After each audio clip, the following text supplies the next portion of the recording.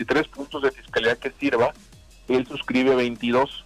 Y el punto número 23, que tiene que ver con la forma del nombramiento, nos ha pedido que participemos juntos en la valoración de los perfiles, trayectoria profesional y plan de trabajo de la terna que él estaría presentando. 9:07 a.m. A quien escuchábamos era Jorge Alatorre, presidente del Comité de Participación Social del Sistema Estatal Anticorrupción. Ayer en este espacio nos dio la primicia. Enrique Alfaro aceptó 22 de los 23 puntos que surgieron de la sociedad civil para construir la plataforma Fiscalía que sirva. Horas después, por la tarde, el gobernador electo señaló, hizo una serie de tweets en sus cuentas, en sus redes sociales, en donde dijo que van por una sociedad que combata la corrupción, y después en una carta que envió al propio Comité de Participación Social dijo que el fiscal, los perfiles que va a mandar al Congreso para que sean ratificados, van a tener antes la evaluación del Comité de Participación Social. Veremos qué tanto esto se materializa en una iniciativa, en una legislación en próximos días en el Congreso. Todavía le quedan 3 semanas a la actual legislatura.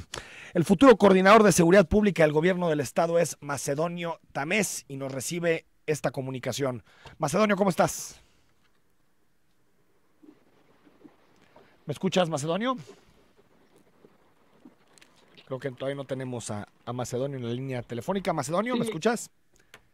Pues, perdón por lo accidentado de la comunicación, pero aquí estoy a la orden. Macedonio, a ver, platícanos en términos concretos, ¿qué puntos está aceptando el equipo de Enrique Alfaro con relación a Fiscalía que sirva? Mira, la actitud de Enrique Alfaro, el gobernador electo, y de todo el equipo, es aceptar la propuesta para tener una fiscalía que sirva. Y sobre todo, la actitud de la fiscalía, una función que deberá estar sometida totalmente a la ley, que no esté sometida bajo ningún concepto ni en ningún momento a dictámenes políticos, que es de lo que nos quejamos todo el mundo, ¿no? De tal manera que se acepta que haya supervisión, que haya observatorios, que haya propuestas, que haya una cercanía con la sociedad a través de las diversas organizaciones. También es así que Enrique Alfaro, en lo personal, ha estado haciendo un sondeo. Él lo asumió personalmente, no lo delegó a nadie, entre profesionistas, académicos, representantes populares, el sector productivo, para ver la posibilidad de nombres y así enviar la terna que la ley establece que debe mandar un gobernador al Congreso para la elección de fiscal. Y además ofreció al Consejo de Participación Social del Sistema Nacional Estatal Anticorrupción enviarle la terna para someterla a su evaluación. Este Consejo ha aceptado esa invitación del gobernador y va a proponer una metodología para esa evaluación, lo cual va a ser muy importante. Entonces, nótese la diferencia con otras épocas en cuanto a la actitud del gobierno del Estado entrante para tener un fiscal que sirva, un fiscal confiable, una actitud que deberá traducirse ya en funciones, dejando que el fiscal se dedique simplemente a aplicar la ley, ni más ni menos, Enrique. Macedonio, en ese sentido, no sé si digamos, la forma de aprobar el nombramiento ya la tienen pensada, porque a nivel nacional lo que quedó en la legislación es que el Senado va a reunir 10 nombres, le manda esos 10 nombres al Ejecutivo, el Ejecutivo elige una terna y se la regresa al Senado. En el caso de Jalisco, ¿será así? ¿Será otro modelo? ¿Siguen trabajando en ello?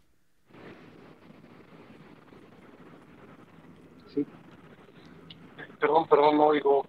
Bueno, ahí tuvimos un problema en la comunicación, Macedonio, pero te preguntaba si es el mismo modelo que a nivel nacional. A nivel nacional, el Senado va a obtener 10 nombres, los va a mandar al Ejecutivo y el Ejecutivo regresa una terna para que después sea electo en el Senado, en este caso a nivel nacional. ¿A nivel local es el mismo modelo o piensan en uno distinto? No, a nivel local es un modelo autóctono, ¿no? Que sigue el principio federal de autonomía, confiabilidad, consulta con la sociedad, pero está matizado con cosas tan interesantes como la participación directa y personal del gobernador electo, sí, para sondear, pedir opiniones y hacerse una idea de lo que Jalisco necesita y de lo que la sociedad quiere. Yo creo que esa es la diferencia fundamental, la participación personal del gobernador en esta estructuración de la terna. Para mí es algo muy valioso, algo inédito que deberíamos aprovechar bien. ¿Cuántos años tendría de encargo el fiscal macedonio? Porque tú sabes que a nivel nacional la legislación dice 9 años y la sociedad civil está esperando que se reduzca a 6. En términos locales, desde tu punto de vista, ¿cuánto debería ser la duración del fiscal? Mira, se está pensando que en 6, sin embargo, ahí la decisión final será de los señores legisladores. Te recuerdo que este tema lo tendrá que ver la siguiente legislatura que comienza el 1 de noviembre, y ahí ellos decidirán, de acuerdo con su criterio, los términos de la duración del encargo. ¿Habría posibilidad, Macedonio, de remover al fiscal, que han pensado no solo con la autonomía de entrada, que es lo que platicamos del comité de participación, sino el hecho de remover? Es decir, ¿el gobernador tendrá la facultad de remover libremente al fiscal o tendrá algún tipo de contrapeso? ¿Tendrá que justificarlo? ¿Cómo quedará eso? Sí, claro, siempre cuando haya una causal y además siempre bajo el control del Congreso. Se tiene pensado, falta que lo decidan los legisladores, que el Congreso pueda calificar y eventualmente autorizar cualquier remoción. Fíjate cómo con esto se evitaría cualquier tipo de abuso, ¿no? Sí. Obviamente no estamos contemplando ningún abuso, pero creo que hay que darle seguridad a la ciudadanía. Y una última pregunta antes de despedirte, porque sé que estás viendo modelos de seguridad en otros lugares del mundo. ¿Quién sería, Macedonio Tamés, el máximo responsable de la seguridad en Jalisco? ¿Tú como coordinador de seguridad o el fiscal? ¿Perdón? El máximo responsable de la seguridad en Jalisco, ¿el coordinador de seguridad o el fiscal? Bueno, es como fuente ovejuna, todos a una, ¿no?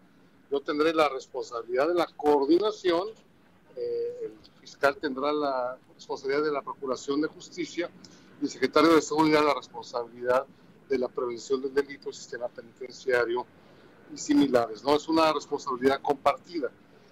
Finalmente, tenemos la idea de una cercanía permanente con la sociedad, así como el gobernador está consultando el perfil del eventual fiscal, la propuesta, la actitud es estar cercanos a la sociedad para hacer efectiva esa responsabilidad y no sea de lejos, ¿no?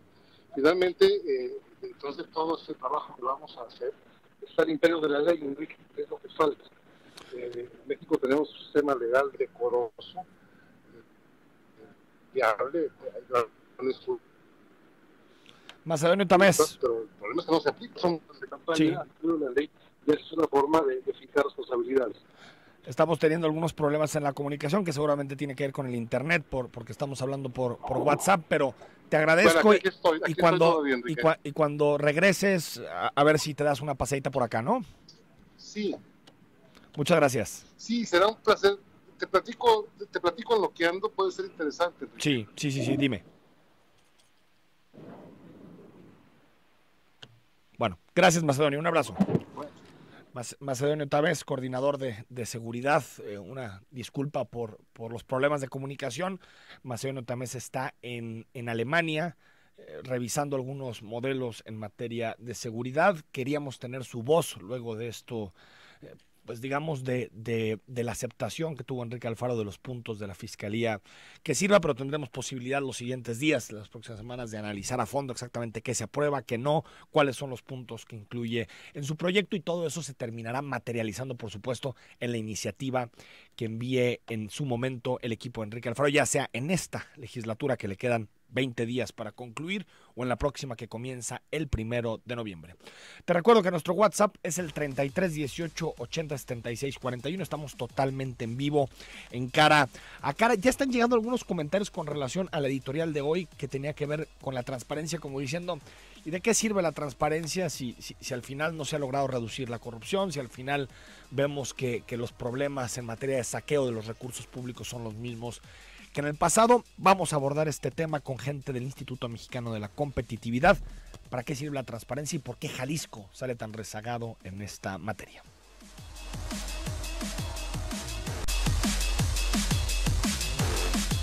Nueve de la mañana con 20 minutos. Gracias por estar en sintonía del 91.5 de frecuencia modulada. El WhatsApp es 33 18 80 76 41.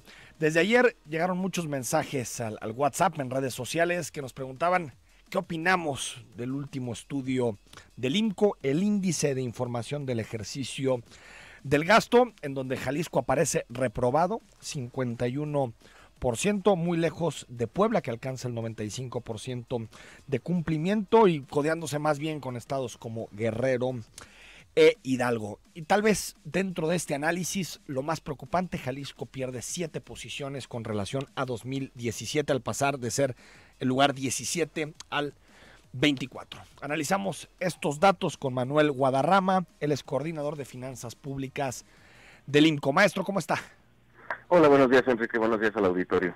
Maestro, a ver, ¿por qué hacen antes que nada, este índice de información del ejercicio del gasto? ¿Por qué son importantes estos indicadores? Mira, desde hace más de 10 años el INCO viene midiendo cómo se elaboraban los presupuestos y cómo se desglosaba esta información en este documento, que es el importante documento de finanzas públicas, pero no conocíamos efectivamente cómo se estaba gastando este presupuesto. Conocíamos cómo se elaboraba, cuál era su desglose, pero ya el ejercicio de los recursos públicos, pues no estábamos teniendo esta información, y por esto decidimos elaborar este índice del ejercicio del gasto, y lo que encontramos pues son algunos hallazgos importantes. Por un lado, en general, los gobiernos están subestimando los ingresos. ¿Esto qué quiere decir? Que en la ley de ingresos del Estado están diciendo que van a recaudar mucho menos de lo que efectivamente se termina recaudando, y esto pues lo que genera son realmente cheques en blanco que las administraciones pueden utilizar de una forma mucho más discrecional que un recurso que desde un inicio está presupuestado. O sea, lo que hacen es mandar un presupuesto conservador en términos de ingresos para después tener margen y utilizar esos recursos excedentes de forma discrecional. Efectivamente. Si bien es una práctica común que los gobiernos tengan un cierto margen, un colchón de sí, recursos para atender cualquier tipo de eventualidad, lo que nosotros encontramos en las prácticas internacionales es que pues este colchón debería de ser alrededor de 5% de ingresos adicionales. Sí.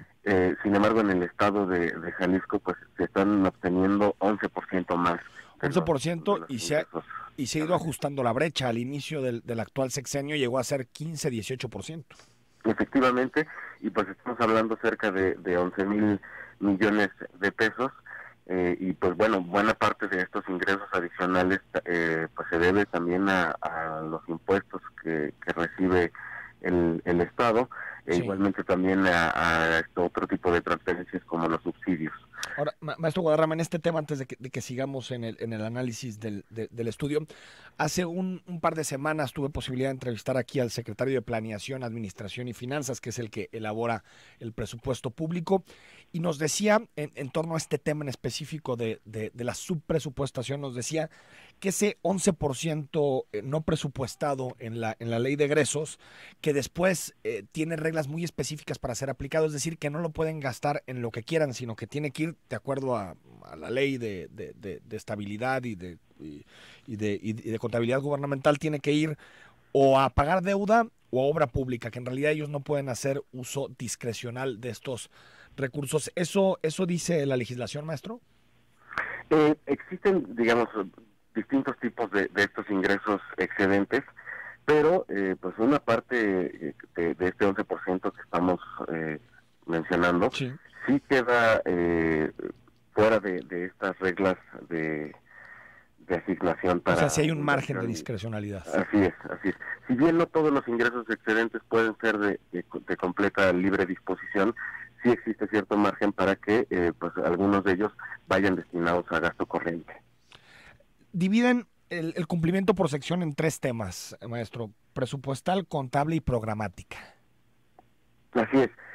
Mira, estas son, digamos, la información que tendría que entregar el Estado para reflejar cómo está realizando el comportamiento, los ingresos, los egresos, cuáles son las modificaciones que se llevan también en todos los activos, en los pasivos, en el patrimonio del Estado, y, digamos, por último, el tema de la información programática, lo que se refiere a todo el destino y la finalidad de los recursos públicos para los programas y proyectos de inversión del Estado. ¿Qué quiere decir, maestro? Que Jalisco esté en presupuestal tiene 35.6, en contable 71.4, en programática 62.5. El hecho de que esté tan bajo en presupuestal, ¿qué quiere decir? ¿Qué tipo de datos está escondiendo el gobierno del Estado? No sé si hay realmente información oculta.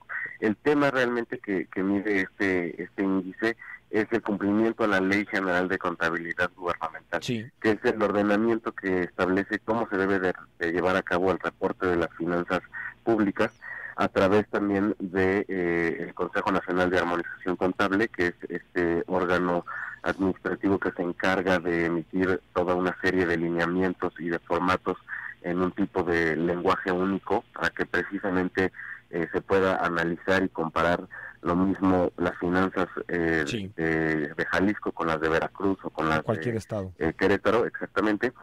Y en este sentido lo que vemos es que en la información que se reporta de los programas, de su destino y finalidad, pues no se tiene un apego estricto a los cumplimientos, a la normatividad del CONAC, del consejo que mencionaba. Esto quiere decir que si ponen 35.6 como el dato, maestro, ¿esto quiere decir que hay un 64% de incumplimiento de la legislación? Así es. Esto tiene que ver con los reportes trimestrales que tienen la obligación de entregar todos los entes públicos, y en este caso pues el gobierno del Estado de Jalisco, al Congreso. Y en estos informes trimestrales, pues lo que está sucediendo en Jalisco y en otros estados es que no se cumple la normatividad y al pie de la letra este desglose de información como lo solicitan las normas de contabilidad gubernamental. Encabeza el índice, lo encabeza Puebla, y uno desde la lejanía tenía la impresión de que los gobiernos en Puebla en general eran gobiernos un poquito más opacos, autoritarios. ¿Qué hizo Puebla para tener ese 95 y cacho de cumplimiento? Es un apego estricto a estos lineamientos que te mencionaba, a estos formatos que emite el Consejo Nacional de Armonización Contable. Realmente, digamos, no tiene que ver tanto con un tema de transparencia, más bien tiene que ver con la elaboración de estos documentos y el apego estricto a este lenguaje único y armonizado en el reporte de las finanzas, ¿no? En otro sentido, digamos, si queremos saber qué tan bien o qué tan mal está gastando el Estado, en esa parte, digamos, el desempeño de Jalisco es mucho mejor, ¿no? Ahí tenemos que la variación de los estados fue arriba del 10% en sus presupuestos, y Jalisco está por abajo de ese promedio nacional. Antes de despedirte, maestro Guadarrama, ¿cómo explicamos que de 2017 a 2018 Jalisco pierde, yo había dicho 7, no, pierde 9 posiciones al pasar del lugar 15 al 24? ¿Cómo explicarlo? ¿Se hacían las cosas mejor en 2017 y se empezó a deteriorar la información que se presenta? ¿Otros estados mejoraron? ¿Cómo lo explicamos? Efectivamente, no es el caso de Jalisco que haya, digamos, empeorado o haya dejado de reportar la información. De hecho, es de los estados en los que se obtiene el 100% de los informes trimestrales. Hay entidades federativas, como en el caso de Nayarit, que ni siquiera están disponibles estos informes trimestrales. En el caso de Jalisco, esta caída de posiciones se debe en buena parte a que otras entidades federativas han realizado sus reportes de finanzas mucho más apegados a la normatividad de contabilidad gubernamental. Entonces, digamos, para quien nos está escuchando de la parte de transparencia, de las coordinaciones de transparencia del gobierno del Estado, tiene que agarrar la legislación y presentar la información como dice ahí, si quiere crecer un poco en estos indicadores, ¿no? Sí, y digamos, más que un tema de transparencia, te menciono este punto, no significa que el Estado no esté publicando información, que no esté cumpliendo sus obligaciones de transparencia, sino más bien de parte de la Secretaría de Finanzas, que es la encargada de precisamente elaborar estos informes trimestrales, tenga un apego estricto a la normatividad de contabilidad gubernamental. Maestro Manuel Guadarrama, coordinador de finanzas públicas del IMCO, gracias por estos minutos para Cara a Cara. Gracias, al contrario, Enrique. El maestro Manuel Guadarrama, que elabora en este índice de información del ejercicio del gasto. Nos dice Carlos González, ¿de qué sirve que exista transparencia si las obras nos cuestan carísimas? ¿Y quién se lleva la ganancia es el constructor y no los obreros albañiles? Debería haber una ley donde se fijara cuánto porcentaje debe ganar el constructor y cuánto los trabajadores, que son los que se llevan toda la friega. Coincido en buena parte de tu comentario, Carlos, aunque sí me gustaría señalar que digamos que la mayoría de los escándalos que conocemos relacionados con incrementos en los costos de obra se debe precisamente a la transparencia, es decir, se debe a la que tenemos la posibilidad de llegar a esos indicadores, a esos números, a ese gasto y por lo tanto se vuelven públicos. Es decir, sin transparencia, los escándalos de Javier Duarte hubieran sido impensados, porque de ahí obtiene buena parte de información la Auditoría Superior de la Federación, distintas instancias para iniciar procedimientos. Por lo tanto, yo no desdeñaría de entrada la transparencia, aunque es el primer paso. La transparencia es digamos, el que genera escándalo y debate en la opinión pública, y después de eso viene un segundo paso, que es el combate a la impunidad, que ya tiene que ver con lo que platicábamos en el primer segmento con Macedonio Tamés, que es si tenemos una fiscalía competente, eficaz, despolitizada, que va tras los casos de corrupción. Por lo tanto, yo diría que son dos pasos. El primero siempre es enterarnos de lo que pasa, y para enterarnos de lo que pasa es forzosa y necesaria la transparencia, y un segundo paso que es el combate a la impunidad, en donde, coincido contigo, Carlos, estamos lejísimos de dar resultados en la materia. 9 de la mañana con 32 minutos. Ayer se paseó por nuestra ciudad Verónica Juárez, diputada federal del Partido de la Revolución Democrática, y presentó dos iniciativas, o las hizo públicas. Una que tiene que ver con armonizar los códigos nacionales y locales para el matrimonio igualitario, es decir, para que el matrimonio no esté reservado solamente para hombres y mujeres, sino para dos personas, sean del género que sean. Y también habló sobre la legalización de la marihuana. Hay que recordar que en México la marihuana está despenalizada, es decir, el consumidor no enfrenta ninguna pena si el consumo y la aportación es menor a 5 gramos. La propuesta no solo es esa, sino también que se legalice la producción y la distribución del cannabis. Vamos al corte y regresamos para platicar con ella.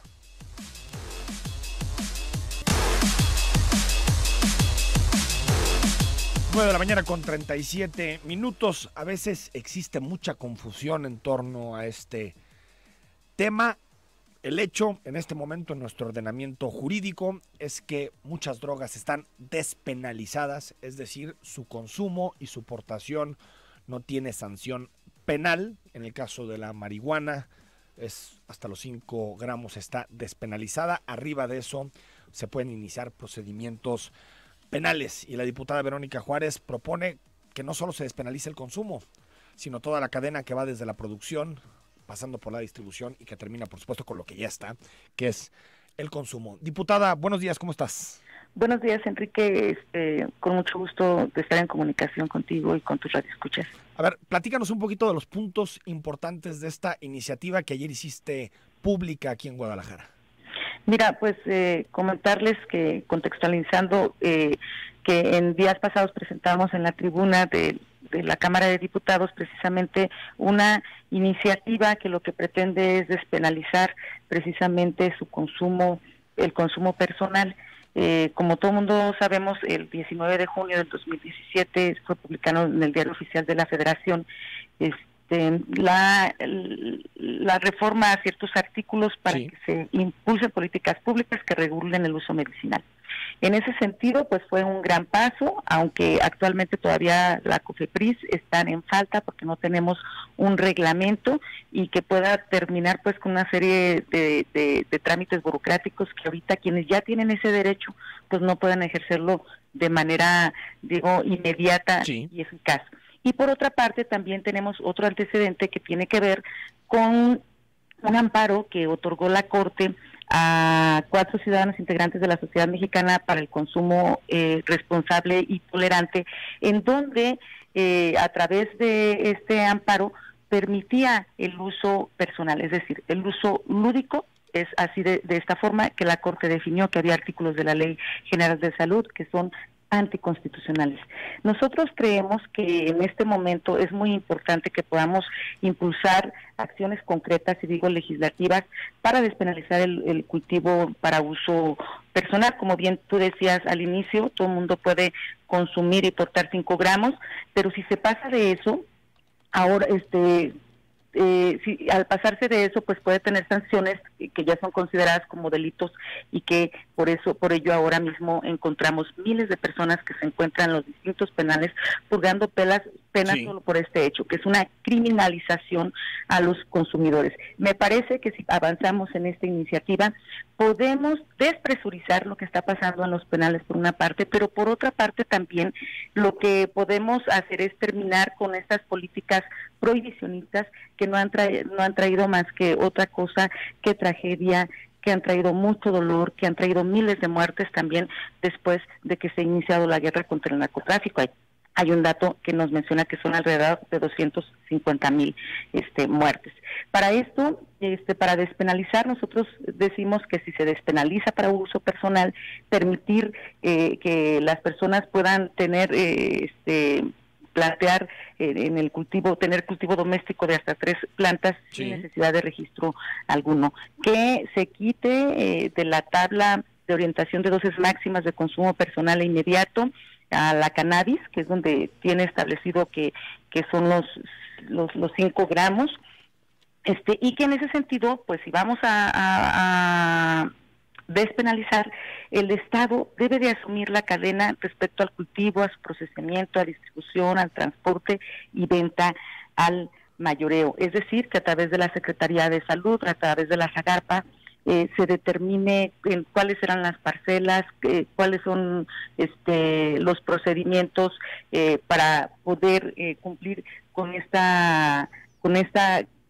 cadena. Sí. Y así también como expedir las licencias correspondientes para la fabricación y distribución de productos médicos a los consumidores. Me parece, y lo digo de una manera muy propositiva también, que hay familias enteras, campesinas, campesinos, que se han dedicado por años al cultivo de la marihuana y que es algo que seguramente también podríamos aprovechar, ¿no? También ellos han sido criminalizados, muchos de ellos también a veces son obligados por los distintos cárteles del narcotráfico, y me parece ahí también que tenemos una oportunidad en este marco del que te Ahora, estoy en ese sentido, comentando. diputada, hay digamos, en materia de legalización, 2 modelos que se han popularizado, si se puede decir así, a nivel mundial. Uno es, digamos, el modelo uruguayo de legalización, en donde el Estado, el gobierno, controla toda la cadena, desde la producción hasta la distribución y la venta al público, y el Estado cobra un impuesto y por lo tanto a través de ese impuesto lo que hace es invertirlo en mejores hospitales, mejores escuelas o lo que la sociedad decida en que se tiene que invertir esos recursos. O el modelo americano, que es más de iniciativa privada, que es que el Estado regula, pero después quien vende son empresas privadas que tienen que son dueños de las parcelas y que al final producen marihuana. En tu iniciativa, quitando ya el autoconsumo, que ya nos dijiste que es hasta 3 plantas por unidad residencial, en términos del modelo, ¿cuál es tu propuesta? ¿Que sea más el gobierno? Idea es que el Estado pueda así asumir toda la cadena, entonces, toda la cadena, sí. Mira, te voy a compartir un dato que tenemos de la Secretaría de Hacienda y Crédito Público, que señaló en el año 2013 que se recaudó en México por el impuesto especial sobre producción y servicio del IEPS de cervezas, bebidas alcohólicas y tabaco, alrededor de 64,179 millones de pesos, lo que representa el 4.2 de toda la recaudación federal no petrolera. Sí. Y hay un dato por parte de la Organización de las Naciones Unidas que estimó que en el 2012, por ejemplo, existían 75,000 usuarios de marihuana solo en la Ciudad de México. El valor de este mercado es aproximadamente de 28 millones de dólares anuales, es decir, 560 millones de pesos que no están fiscalizando. ¿Y lo que se recaude a dónde iría, diputada? Pues a mí me parece que debería de ir precisamente, parte de la iniciativa lo que está planteando también es que se puede implementar a la vez un programa nacional de prevención dirigido a los adolescentes. Se está planteando que lo que ya viene establecido también en la ley de ejecución penal, que puede existir lo que le llamamos justicia terapéutica, sí, no para todos aquellos consumidores problemáticos. Digo, una parte pudiera dirigirse a todo esto, pero también es necesario que, como bien decías tú, podamos tomar el modelo uruguayo, en donde se invierta en todo lo que tiene que ver con la política social, hospitales, escuelas, etcétera, ¿no? Dos temas más antes de despedirte, diputada. Gracias. La primera, en un estado tan corrupto como es el que tenemos, con bajísimo Estado de Derecho, muchísima impunidad, ¿es posible que el Estado regule adecuadamente un mercado tan amplio y con tantos intereses como el de la marihuana? Pues nuestra aspiración debe de ser esa, ¿no? Y precisamente que tengamos reglas muy claras de quiénes son los que están a cargo a quiénes estarían a cargo de esta cadena, que exista mucha vigilancia y demás, que exista pues lo necesario para que nos permita transitar a un nuevo modelo sin prohibiciones, que a mí me parece que debemos de correr el riesgo. Yo aspiro pues a que en ese sentido tengamos más confianza en que las cosas pueden salir bien, a que a partir de las experiencias que ya hemos vivido de corrupción, de tráfico de influencias, entre otras cosas, pues que podamos acabar con ellas, ¿no? Por último, ¿por qué limitar la iniciativa al cannabis y a la marihuana? Porque ya buena parte de los negocios de los cárteles de la droga tienen que ver con drogas químicas, sintéticas. ¿Por qué limitarlo a la marihuana? Ya me parece que este es un primer paso. Hay que retomar el debate que ya por años distintas organizaciones, movimientos, personalidades han estado han estado llevando, tan es así, bueno, que hemos podido ya avanzar en el uso médico. Me parece que este es un segundo paso que puede ser trascendental en cuestión de las libertades, pero también que permita el abrir el debate y poder ampliar la despenalización de algunas otras sustancias, ¿no? Tenemos declaraciones ya en días pasados, quisiera General Cienfuegos, tenemos, sí, sabemos, sí, la amapola, ¿no? Ya exactamente, la amapola, tenemos ya una iniciativa, sabemos que hay en el Senado en ese sentido. Entonces me parece que es el momento oportuno, el que se abra ese debate, el que podamos dar el paso que tiene que ver con el uso lúdico de la marihuana, y que sea el contexto en el que podamos discutir qué otras cosas se podrían legalizar, pero tiene que ser con el acompañamiento, digo yo, no solamente de las legisladoras y legisladores de todas las fracciones parlamentarias, sino también de los expertos, y hay que escucharnos y hay que tener un debate de frente a la sociedad, claro, sin estigmatizar a nadie y con mucha libertad. ¿Qué te dicen? Morena tiene una super mayoría en la Cámara de Diputados. ¿Qué te dicen tus colegas de Morena? Bueno, hay algunos legisladores y legisladoras que ya se han manifestado a favor de la iniciativa. Estamos ya en los próximos días, vamos a presentar unas convocatorias para conversatorios para reiniciar este debate, Y también hemos escuchado voces de quienes estarán al frente en el nuevo gobierno que se han manifestado a favor de la despenalización, y pues esperemos que pasemos del dicho al hecho. Diputada, gracias, buenos días. Te agradezco mucho, un saludo. Verónica Juárez, diputada del Partido de la Revolución Democrática de aquí de Jalisco. Vamos a ir al corte, 9 de la mañana con 49 minutos. Al regreso leemos y comentamos tus mensajes. Somos específicas. Nos escriben en torno a los temas que hemos tratado hoy. Por cierto, también los compromisos que hizo el gobierno del estado y el gobierno municipal de Guadalajara con relación a la seguridad en los planteles universitarios, el acuerdo con Aristóteles Sandoval, o los dos acuerdos más importantes que hizo la FEU. Uno es que en los próximos 15 días se intervenga en los entornos, en los espacios cercanos al centro universitario, pasos para peatones, mejor iluminación, operación vial de policías para evitar lo que sucedió esta semana con la estudiante que fue arrollada con Bárbara. Y el segundo acuerdo es que en el presupuesto 2019 vendrán algunos recursos etiquetados para un programa de ámbito municipal que es el de senderos seguros. Entonces, bueno, la manifestación concluye en eso. Hay un acuerdo tripartito en la materia. También la Universidad de Guadalajara reitera que tomarán medidas con relación a lo que sucede afuera del Centro Universitario de Ciencias Sociales y Humanidades. Veremos si al final tanto la universidad como los gobiernos municipal y estatal aprenden de esta tragedia. Nos dice Nicolás Torres, debemos tener cuidado y pensar en todo. Después será más redituable sembrar marihuana que maíz. ¿Y qué vamos a comer? ¿Marihuana? Bueno, no creo que alcancemos ese nivel. Lo que creo y lo que entendí de la propuesta de la diputada es que se encargaría el gobierno federal de determinar las parcelas y los espacios donde se puede cosechar, y por supuesto que eso tendría que ver con mantener la producción que tenemos en este momento, sobre todo de maíz, que somos ya deficitarios en algún tipo de producción de maíz, pero sí, se necesita regulación y también pensar que tiene que haber un cierto equilibrio en lo que se cosecha. Eugenio Martín dice, Cintia Cantero, no obstante la recomendación 109-96 de la CNDH, se negó a requerir de información a la Procuraduría Social creada por investigar y sancionar irregularidades en el registro público de la propiedad, porque le dije a en un escrito que la Fiscalía Estatal era corrupta, ya que no obstante denuncia formal no había hecho nada.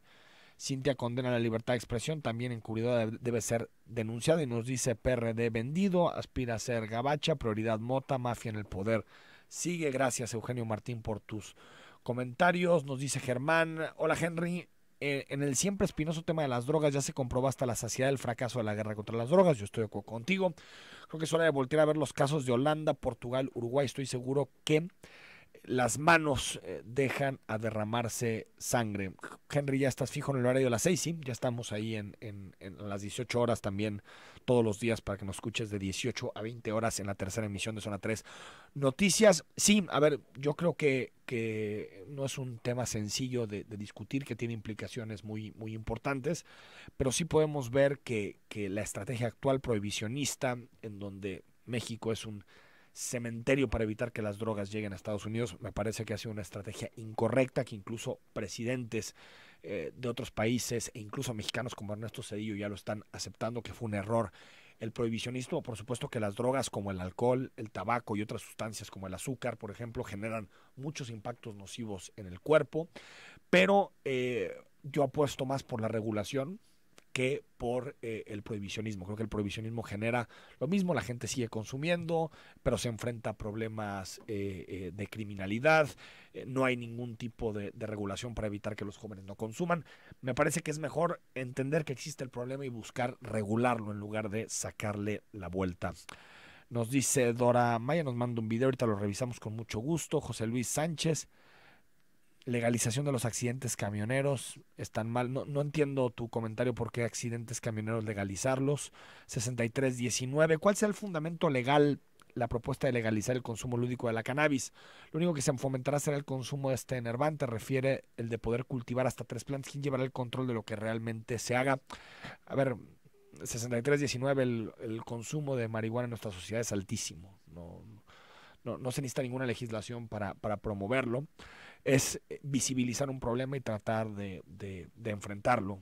Otros países lo han hecho, han obtenido resultados. No es ninguna panacea ni ninguna varita mágica, pero yo aspiro más a que alguien en libertad decida si consume o no y pague los impuestos necesarios para reforzar el sistema de salud, a seguir con esta política de criminalización que solo nos deja muertes, nos deja gastos económicos altísimos, y no nos fijamos o no ponemos las policías a lo que deberían, no a encontrar marihuanitos, sino a cazar los verdaderos delincuentes. Soy David López, tengo una duda. Si ahora te extorsionan pidiendo cuota en cualquier negocio, ¿cómo van a controlar eso en otro tipo de negocios que plantean si ganan millones según estadística? Los grupos delictivos en este negocio tan fácil lo dejarán porque el gobierno ya lo va a controlar. Yo creo que pones un punto clave, David, y eso por eso le hacía la pregunta de la corrupción a la diputada. Creo que un esquema de regulación de estas características necesita avanzar muchísimo en materia de Estado de Derecho, pero la situación que tenemos en este momento, la actual, no es mejor que la regulación. Entonces, sí, yo creo que ese es el punto clave. ¿Qué tan capaz es nuestro Estado para regular sin caer en casos de corrupción? 5179 nos manda unos videos, ahorita los revisamos con gusto. 9930.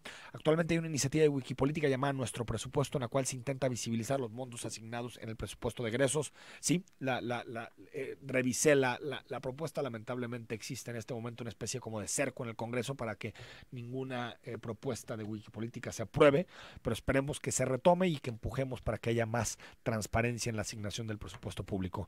Víctor Olivares, los incrementos en el costo de la obra y en general servicios y productos del gobierno se deben forzosamente a los moches, ganas y farsas que tienen que reportar al mínimo con el 20%. Coincido que es parte del problema. Rafael Estalla, ¿qué te sirve la transparencia si todo lo compro abismalmente más caro? Pero eso sí, te lo hago transparente, porque nos empezamos a dar cuenta de esos temas. Sin transparencia realmente no sabríamos que existen sobreprecios, porque pues, no tendríamos ni siquiera el dato y el indicador. Creo que no hay que desdeñar la transparencia como un objetivo en términos de tener una sociedad que combata mejor la corrupción. Nos vamos, nos escuchamos a las 18 horas, a las 6 de la tarde, en la tercera emisión de Zona 3 Noticias. Nos va a visitar Ismael del Toro, presidente municipal de Guadalajara, que cumple casi 2 semanas al cargo y unas horitas antes del inicio de la romería. Soy Enrique Tucen y hasta el ratito.